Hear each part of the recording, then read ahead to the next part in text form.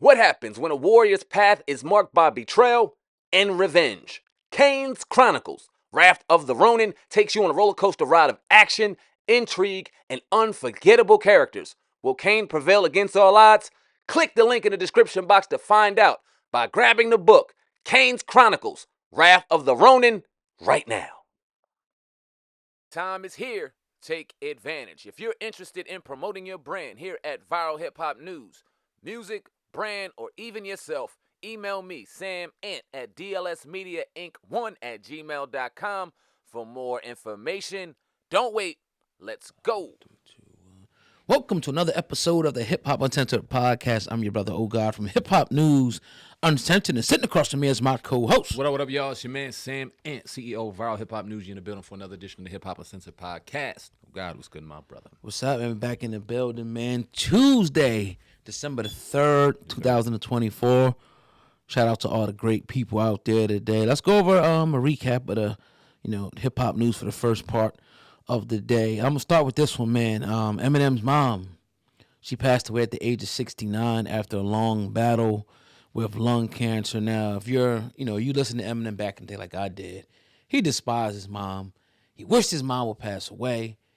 I guess him and his mom had a rocky relationship her whole, their whole time or whatever. I'm not sure if they ever even made up or not. But what's your thoughts? We haven't heard from Eminem yet, but she did pass away at 69 today. Well, condolences. Obviously, somebody passing away, no matter what the relationship. I mean, somebody move on further. Condolences to him and his family. But it is interesting because you're right. Like early on in his career, that dude throws some fucking fire at one particular person, his mom. But as you grow and as you get older, as you have kids on your own, and as you kind of mature, and you know what I mean, you kind of change as you grow older. So I'm curious to see if his relationship and that dynamic has changed throughout the years, if they were able to reconcile, if they were able to kind of come to some type of peace. Because, you can have issues with your parents and you can have hatred towards your parents, but there's a real thin line between love and hate. And often when there's hate, there's hurt behind it. You know what I'm saying? So Yep. I'm curious to see if he was able to heal some of that hurt or if he ever got over it. Who knows? But hopefully he did, because I know that, I'm fortunate enough, I know you're fortunate enough to still have both parents, but I would hate to lose one of my parents and not be all the way there. You know what I'm saying? Not have laid everything out on the table, let them know how I feel, let them know how they feel, vice versa. So condolences to the family, and hopefully they got an opportunity to at least reconcile or mend some type of their relationship. Yeah, and even with Eminem, it's like we don't really know. We hear his side of the story. Yeah. We don't really know her side of the story. I'm sure she was a young mom. She made mistakes like a lot of parents did. But the way he went in, man, was just disrespectful. Oh, yeah. Cut her up. For years, made songs about her and things like that. And even his girlfriend, Kim, at the time. So you got your wish. And, like you said, it's hurt behind all of that, those songs and everything. And we'll see. We'll see if Eminem says anything. I remember one song you said, even if you die, I'm going to be at your, he said his daughter wouldn't be at the funeral. Yeah. You know what I mean? It's like, damn. That was a long time ago. Again, I don't know what happened since then, but it's interesting to see that she did pass away. Like I said, man, condolences until we got something else, more developments about that story. Sure. So LL Cool J was sitting down the other day. He did an interview with Apple Music's LaCode, and he was talking about, he said he was the most important rapper of all time. He went on to say, they're going to look and say, wow, when it comes to the jewelry, the guy who introduced all the ice and the jewelry and the champagne. They're going to say when it comes to the love songs, they're going to say this is the guy that introduced the love songs and all that love shit.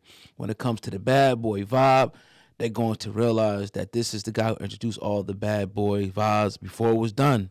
He continued to say, when it comes to GOAT terminology, this is the guy who came up with all the GOAT stuff. They're going to say when it comes to Def Jam, wow, this is the first artist that was on Def Jam. Do you agree with LL? I'm not going to disagree, but this is interesting, right? Because we've talked about greatest rappers of all time millions of times on the show, asked people their top fives and various things. And I remember one person, only one, put LL in their conversation. That was Faizon Love, right? Shout out to Faizon. Oh, okay. But you cannot deny anything he just said. Nothing. Absolute trailblazer, absolute icon, absolute trendsetter.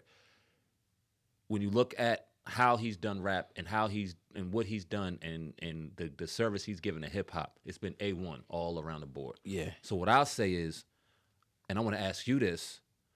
Is he the greatest of all time? I guess that's arguable. That's subjective. Anybody could say that. But is he the most underappreciated of all time?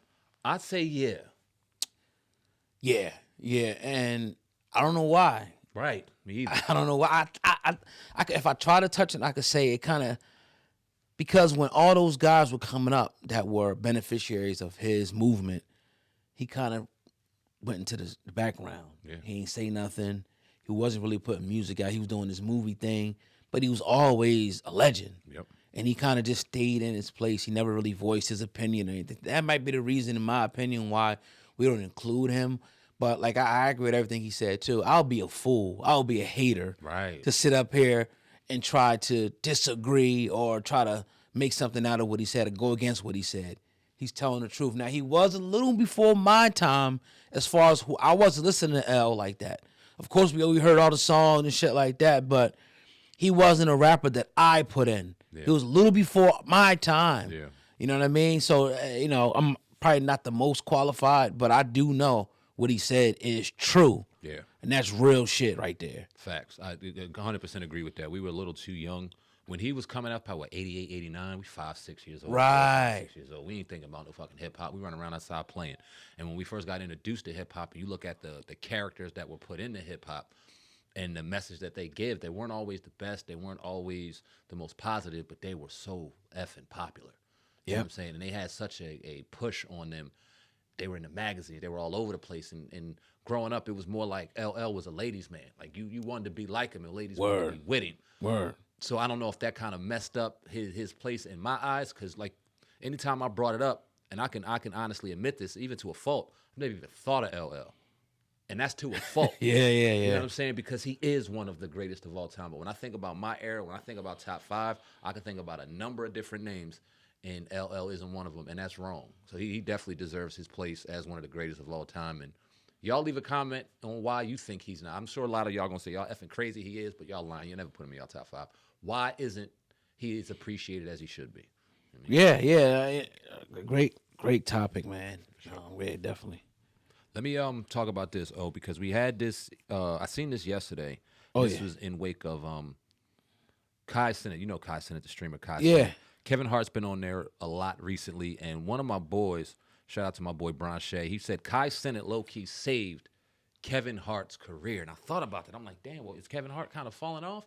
But when you look at the day and the time and the age that we living in, I say Kevin Hart always kind of had a knack on the times, always had a knack on what's popular and what's hot. He always kind of gravitated toward it and excelled his career. But what do you think about that, Right. Kai Cenat, bringing him on his stream with Drewski, and they're laughing and they're doing their thing, introducing him to another audience, did that save Kevin Hart's career, in your opinion?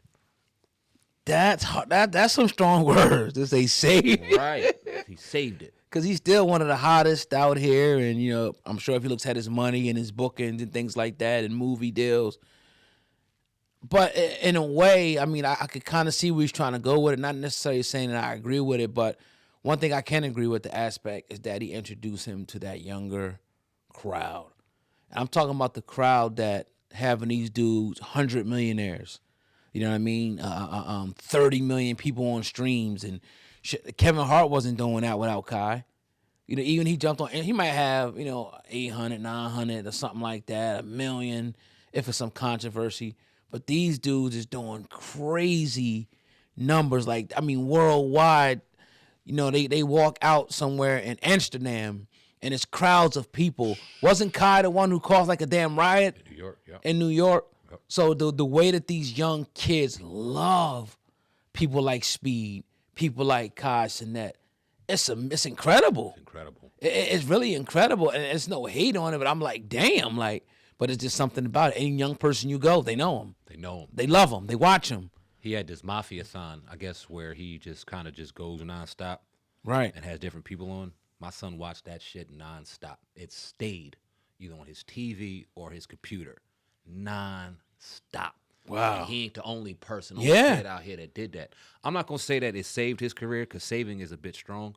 Saving makes me think that he was in trouble, and I don't think that his career was in trouble by any stretch. Right. But it definitely evolved it. And when you think about Kevin Hart and when he really got popular, we knew Kev when he was Kev the Bastard. When he was just out here, he was little Kev doing his thing in the comedy circuit, but wasn't really popular. It wasn't really until the height of social media, the height of really kind of putting yourself out there on these phones, where he said, oh, okay, I could do something with this, and that shit took off from there.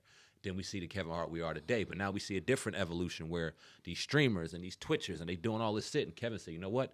All right, it's time to evolve. And now he reintroduced himself as 40-something years old to a whole nother audience. So if he drops a movie, they're going to remember him from Kai and Drewski. I think, matter of fact, he's dropping a movie with him. He's smart as hell, man. Wow. He's smart as hell. And I don't know what the ins and outs are, but I'm sure that he's helping them brothers in different ways. You know what I mean? Maneuver different power moves and different things like that. So I'm hoping one hand is washing the other, because he's definitely getting a new art audience and definitely evolving from this. And it's smart, man. Not everybody can do it. I don't see every actor being able to walk into that space and seem genuine and authentic about it. But Kevin can do it, man. I don't know if it's his size. I don't know if it's how he talks, but he can pull it off, and he's doing it. Right, and even like I think Speed was saying that if it wasn't for TikTok, he wouldn't be where he's at. That TikTok, man, is blowing a lot of people up. It's crazy. It's like, and I'm not saying like, I mean, obviously they big on all platforms, Right. but that TikTok, man, like it's a sensation. Yep. Don't get rid of it. I don't mind if you want to ban it to people under 18. I heard they was trying to do that. Okay. You know, but I mean, if you got any type of talent, anything, it's the place to be. Can I ask you this? Yeah. Because I don't have TikTok. Why would they ban it for people under 18? What's so bad about it? Is it worse than Twitter? Is it worse than Instagram? Is it worse than Facebook? That much to where you would think, okay, they need to. I think it's because more of the young. That's where the young people was at, and so many things go down. Like they on that shit all the time. like we think we on shit all the time. Yeah. They on that. Like they following the trends. They doing what's on there. Like that's what's popping. And I mean, you can put something up there and get 100,000 views like that. Some bullshit. You ain't gonna make no bread like YouTube or nothing like that unless you get to a certain level. Right. But even little things that I'll put up there, like, what the hell? I ain't getting paid off of it, but it's getting crazy views. Seeing interaction. Yeah, and I'm like, wow. Like, and obviously not every time, but you can grow fast if you got a niche. Probably faster than any other platform. I hate to say that right now. Wow. Yes. I mean, you really, really could. Especially if you're into, like, the comedy, the skits, and all that little dumb shit. Yeah. And then it offers a way for you, like, to do, like to emulate something. Like somebody did something funny, you can do it now under the scope of whatever they got going on. You know what I mean? Like a trend or something like that. Yeah. You know, somebody does, jumps in the water or whatever, pours water on their head. Now you can do it and you can get your shit popping. Content is endless. It's endless. Yeah. It's endless, and it's powerful. That's why you see all the other, companies like Facebook, YouTube acquiescing, trying to do what they do. Now YouTube is 3-minute shorts now and shit. Like, man, forget all that. Yeah. Long form content is where it's at, baby. That's where the money's at. But hey, can't say it to some of these young people. And you know what? And maybe this is my age showing or whatever, but and I like to listen to content as well. Like just as much as I like watching, I like to listen. I can't drive and put on a 3-minute video. Right. Expect that to do what I need it to do. Yeah. I don't drive for 3 fucking minutes. So if I'm gonna put on something, I need something to at least carry me until I get to my destination. And that's why I'm just so much into it need to be 10 minutes or above, man. Hey, but even with TikTok now, you're gonna be on there watching some stuff. Like it's not everything is not like just like 15, 20 seconds. That's some good. stuff is longer on there, and it's a good platform if you find what you're looking for. I think it's actually a great platform. You know what I mean? Because I watch a lot of things on TikTok. You know what I mean? The same shit I could probably watch on YouTube. So it's definitely evolving, but as far as monetization policies and things like that, oh my God. Don't complain that YouTube's the best one. Trust me. Yeah. It's better than, I don't know if it's better than Twitter, but it's better than Facebook, and it's better than TikTok as far as monetization. I can guarantee you that. Well, I think with Twitter you got to pay to play. So if Okay. a monthly subscription, you're not even getting considered. Right. And when you look at the money per view, there is nothing better than YouTube. It ain't. You're not gonna get as much as you would make. You're not gonna get as much money doing 100,000 on YouTube than anywhere else. You won't. Nowhere. You just won't. And I've known that from doing different things on certain places. Like Right. 100,000, nigga made $14. off like what? Or $10? Like, that's crazy. And that ain't YouTube. I mean, YouTube, you ain't making millions, but 100,000, you're gonna eat a little. Yeah, bit. you're gonna make something, man. You can pay a light bill or something. Word You know up. what I mean? But yeah. I mean, that's a great conversation, man. I'm glad that we, took it. That's all I'm starting to see now is Drewski, Kevin Hart, Kai, Speed. Taking over. All over. It's not nothing that I would necessarily watch, but I'm not no hater either. Right. I mean, they like it. They like it. I've never typed in Kai Cenat on YouTube or Drewski on YouTube and watched. I know millions of people do, but if I catch it on like a Twitter or if I catch it on Instagram, Yeah. I'm gonna watch them 2-3 minutes to laugh and shit. So Word. I want to bring this up, man, because Rock Nation got a podcast. Oh God. Another podcast, but this one is a little different. Now, Jay-Z's Rock Nation and Team Rock Division launched a new podcast examining the misconduct within the KC Police Department. Now, Team Rock Nation's Social Justice Division is launching a true crime podcast called Corruption Undercover, focusing on misconduct in Kansas City's Kansas Police Department. The first episode premieres on December 6th. Ain't that Ho's birthday? Or December 4th. 4th, yeah. Coincided with the trial of former detective Roger Golbowski, sorry if I'm saying that wrong, facing federal charges for abusing his power. Now, hosted by journalist Josie Duffy Rice, the podcast features interviews with survivors, family, and activists. Managing director Diana Diaz highlights the importance of storytelling to amplify marginalized voices. Corruption Undercover is produced in partnership with Pineapple Street Studios. Different type of podcast, man. What's your thoughts? I can't hate on it. It's different, like you said, and it's for all the people that got a lot of negative stuff to say about Jay-Z, here's one of those times where it's something positive. The next story might not be so positive. We're gonna talk about Jay-Z, but look, I think things like this are needed. I personally love things like this that kind of show corruption and things that's really going on, because I like to see all sides of this. Yeah. What's going on in the world? Everything is just ain't peachy clean, and sometimes, you need to go into the dirt and see what's going on, like, human trafficking and, something, a documentary called Farming or something out there I heard about and things like that. So I'm interested to see it, something I'm definitely interested in watching, and shout out to Jay-Z for, once again, pushing that envelope on, because, he's been doing a lot of things in the prison system, justice reform, and I think sometimes you want Jay-Z to be like a Fred Hampton or Huey Newton. Those days of people doing that type of activism are done. Yeah. It has to be done in a different type of way, because you'll be destroyed quicker than those people were destroyed. So maybe this is Jay-Z's way, of fighting the power. I love that one is a podcast, but it's so different than all your normal podcasts. Right, You're right. not up there just serving lip service. You ain't got 4 people on a microphone thinking that their opinion matters, just running their fucking mouth. We've seen that too many times, done too many times. I appreciate the originality of it. And then it's teaching us something. It's opening our eyes and our minds to something that's going on in this world, and not just closed off to what's going on in your phone and your little social media thread. So I applaud it. It'll be something I definitely pay attention to. We've heard throughout these 7 years at least 1 million artists coming out with a new podcast, and this is the first one that got my attention. Yeah. I'm happy, and I'm looking forward to watching it. And that's another topic, man, another day, because it's to the point.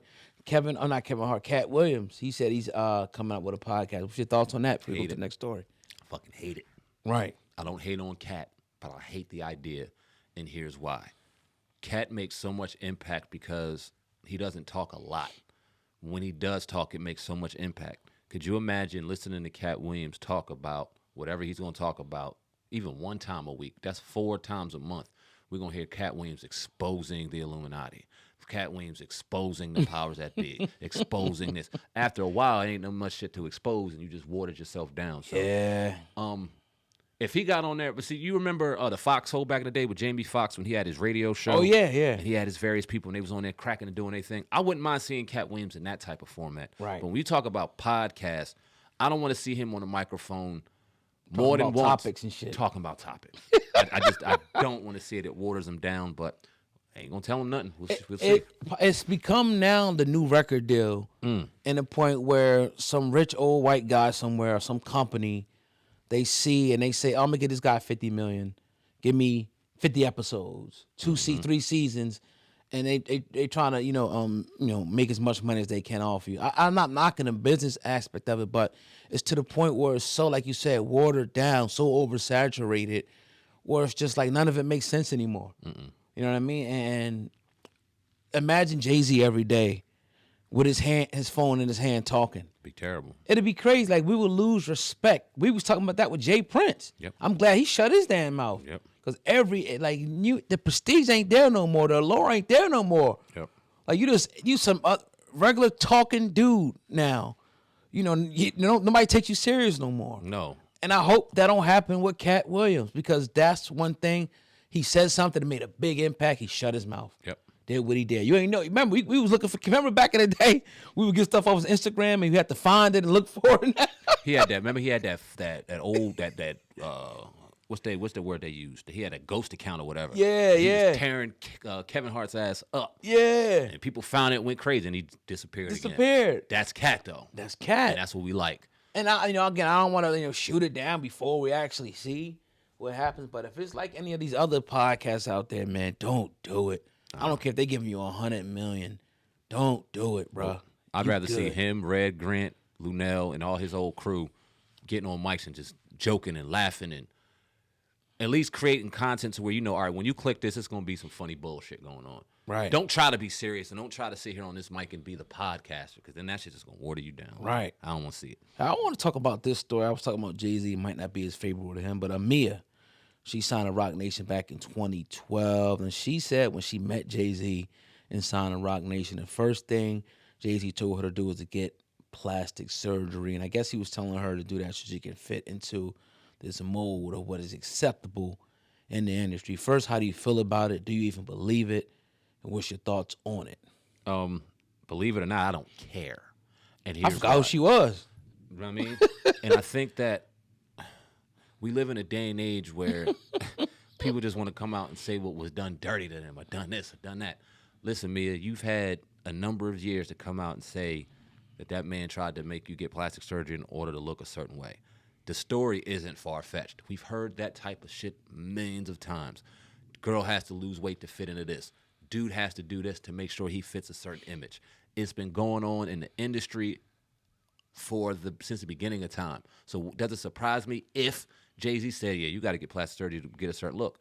Nope, not at all. Was she willing to do it then to get her music career popping? Sure she was. So don't cry about it now. Don't try to make Jay-Z out to be the next whoever. You know what I'm saying? Because that's what it seems like the seeds are being planted to do. What's the outcome? What would you like to happen from that? I mean, your story's out. Congratulations. But what would you like to happen? I'm sure you want something to happen from it. And that's where I'm going. Yeah. We don't believe you. You need more people. And then there's a lot of like people that have failed careers.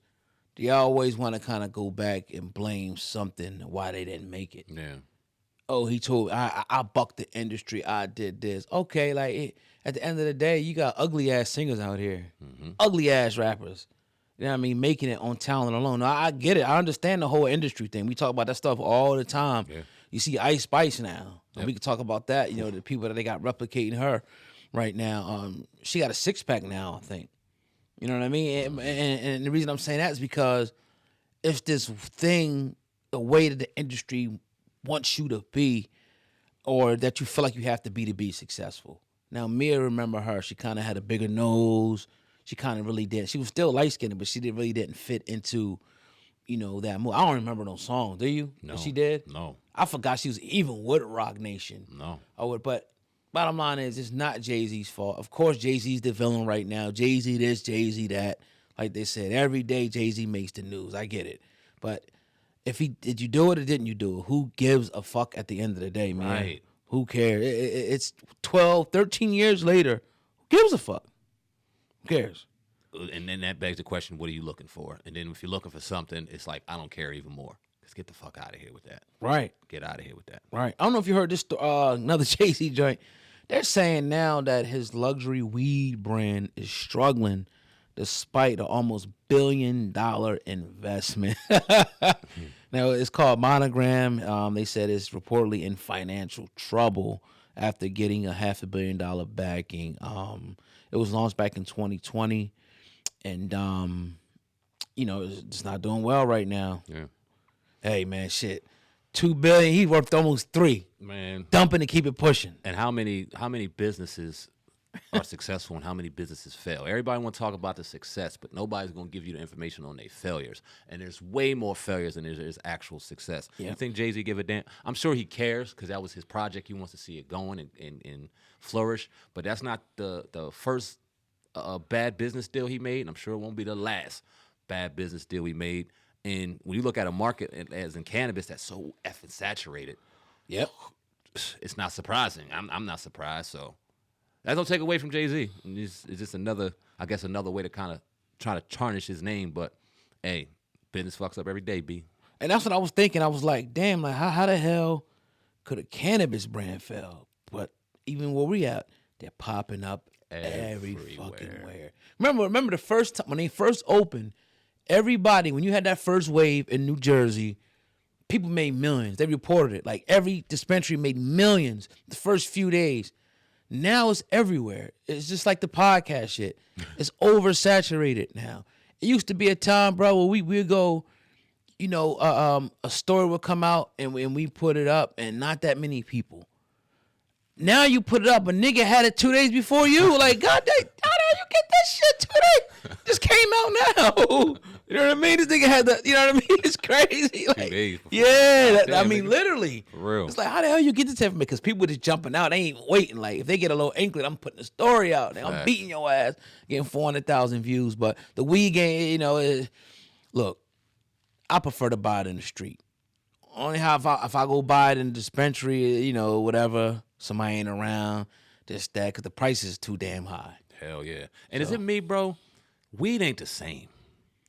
It just ain't the same. Yeah. Like, I seen a post and it had me cracking up because I was like, it said, 2009 sour had you high for a week. Word, And that's if true. they wasn't telling the goddamn truth. And that's when I got introduced to weed in 09. And what's the first thing I smoked? Sour diesel. Oh, my And God. that shit had me gone. It ain't the same, man. Sour ain't even the same when you buy it no more. It ain't. But that shit's that how you stuck. Stuck. Like, we be sitting like this, like, red-eyed, not moving, Ready ready to eat. Yeah, it's true, man. I don't know if they watered it. I don't know. Right now, it's like you smoked a cigarette or something. Yeah. You took the edge off. You kept it moving. Right. You ain't somewhere frozen like it used to be. I don't know. It's Even the Reggie back in the day. Remember the first time you smoked something Reggie? that fucking brick. And you wanted to eat like 10 bowls of cereal after that? Like now it's just like, nobody smoking Reggie, but the Reggie that back in the day was powerful, dog. You could smoke a whole joint. You might get some seeds, but you smoke a half one. You're like, this is dirt. I can't even. Right. What am I doing with this? Right. They ain't getting high no more. I don't know. I want to bring back the 09 weed, 08 weed. I keep hearing the same shit about Jamaica, man. And people keep saying it's dirt down there too. Dirt, bro. And some other homie was telling me that too. He's like, it's dirt. Dirt. And I'm like, yo, you can't grow no organics down there? No split seeds. And I guess they trying to keep it all natural. I don't know. All natural is like that. That type of all natural is like having a big ass bush down there. Like some natural, you can shave that up a little bit, clean it up for me. That's too goddamn natural. Right. But that bud, man. When I went out there a few years ago, and you would think like, all right, maybe they just holding it and reserving it for other people. Man, I hit like 4 or 5 people. That shit was all the same shit. I'm like, what are y'all smoking out here for? This is Jamaica. Yeah. Not good, bro. It's sad. Not good. Definitely. What else did I? Oh, yeah. Let me see. Trent Williams. I don't know if you heard about him. No, I seen something. No, what happened? When they was saying the death of twin babies. His wife just revealed they had a stillborn after losing his twin sibling early in the pregnancy. So I guess she had 2 babies. One died and the other died. Golly, man. Wow, man, this dude. Didn't he go through like a cancer or something like that too? Yeah, cancer. Yeah, when he played for us. Yeah, that's ultimately why he left us, because it was trust there that was kind of destroyed. Oh. He didn't really want information leaked about the situation. They ended up leaking. You know how that shit was back in the day. But Oh, man, wow. that's what kind of messed it up. But yeah, we talked about money yesterday being able to help and change a lot of situations. This is one thing can nothing solve. Nothing. No parent should ever have to look their baby in the face and bury him. Unfortunately, that's not always the case. Can't relate. I don't want to ever have to be able to relate. Yeah. He didn't play on Sunday, and now it's clear. You know why. You know what I'm saying? Like, ain't many words to say, bro. It's condolences to him and his family, man. That's crazy. Yeah, for sure, imagine, bro. For sure.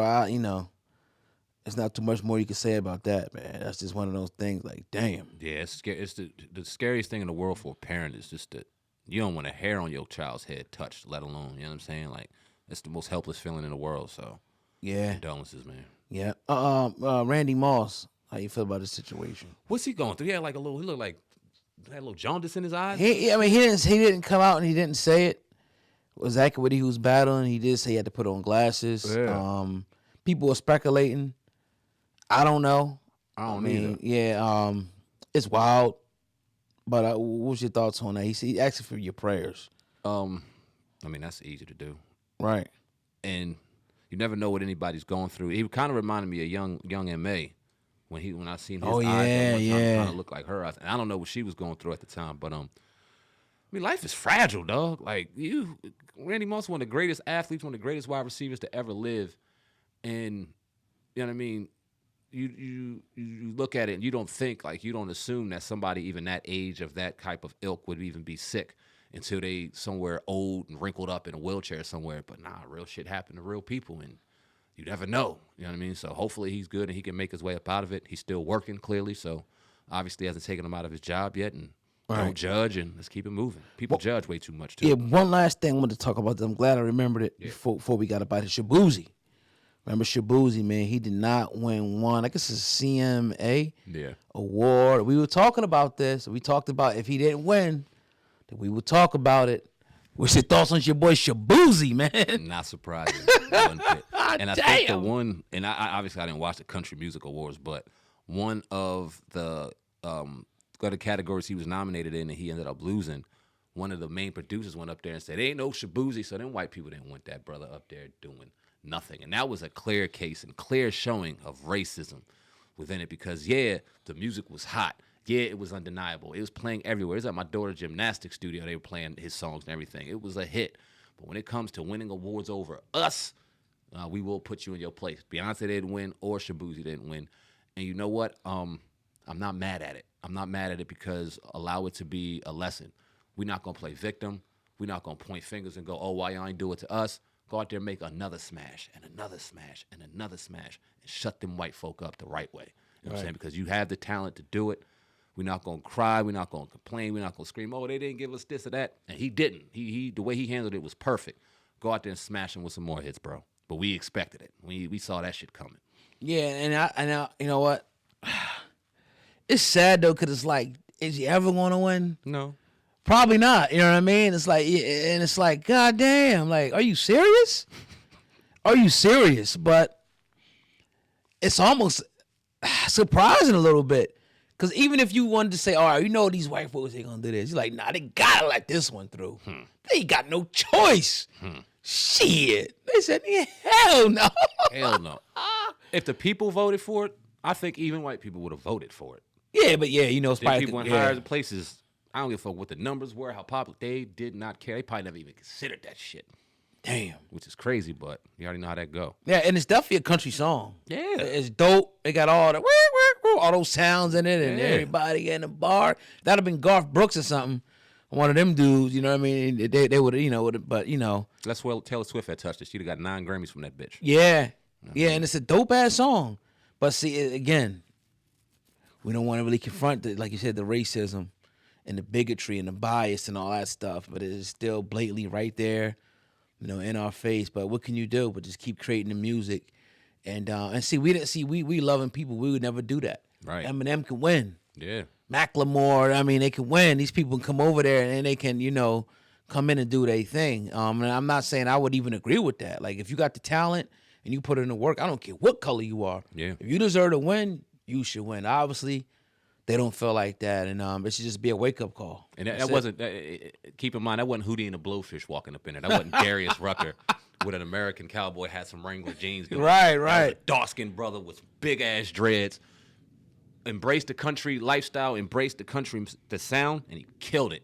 But they ain't letting that go. Oh, and Beyonce, like, I mean. Killed it. And this goes to show you, like, they don't care, bro. It don't matter. Nope. Like, Beyonce, you think Jay-Z and Beyonce had, you know, was in there. Yeah. They in the door. Mm-hmm. Nah. Mm-mm. Even if you win a, you know what I mean, $300 million mansion, you just a nigga in a mansion. I mean, that's just what it is. You may have our money, but you ain't getting our trophies. Give me my ball. Yeah, and that's crazy. You know what I'm saying? Man, that wow, man. But look, keep pushing. You know, young man, young woman, and you know, I will say this. Eventually, they maybe not one of them, but somebody's going to win one. You can't be denied. It can't be denied. Eventually, and you know what's going to end up happening? We're going to end up taking over that joint. Yep. And it's going to be more and more country artists where they can't even deny it. That's what's going to happen. It's going to piss people off. And that's why I'm almost glad, like on a certain level, that they didn't win this year. Because if they did win this year, they'd be like, oh, this new woke movement, you got to get the black. Like then there's this whole different counter conversation that these fools can have to kind of diminish what they worked for. Now, okay, cool. Don't give us that the first time. Fuck y'all. I'm going to do it again and again and again, and you cannot deny me. And he has the talent to do it, man. I've heard more than that one song. I've been listening to him, not listening, but I've caught grip of him for about a year now. I'm like, yo, this dude about to be a star. And it is right here in fruition. The illusion of inclusion, man. You gotta create your own. Yep. Tear down the doors. Not only create your own, control your own. Yep. Create and control your own. Then if you don't win, hey, we got our own. Yep. Shit, we got our own awards. We got our own this, own that. But you want to keep going over there. That's on y'all, man. Exactly. Yeah, but yeah, another great episode of the Hip Hop Uncensored podcast. We appreciate everybody listening in. Hey, that's your brother Sam, man. For our Hip Hop News on your brother, Oh God, Hip Hop News Uncensored. If you enjoyed the program today, go ahead and give the show a thumbs up. Please do. And make sure that you subscribe to the channel. We out of here, man. Peace.